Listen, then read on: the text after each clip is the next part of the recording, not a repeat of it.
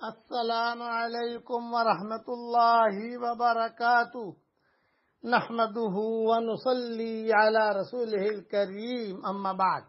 آج کا سبق سن لیجئے۔ آج کے سبق کی سرخی ہے قرآن سے دوستی کیجئے، پارٹ نمبر 6۔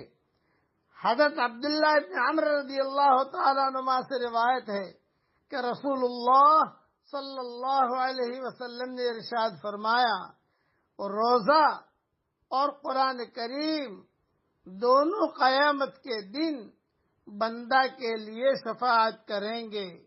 روزہ عرض کرے گا، اے میرے رب، میں نے اس کو کھانے اور نفسانی خواہش پوری کرنے سے روکے رکھا، میری شفاعت اس کے بارے میں قبول فرمائیے۔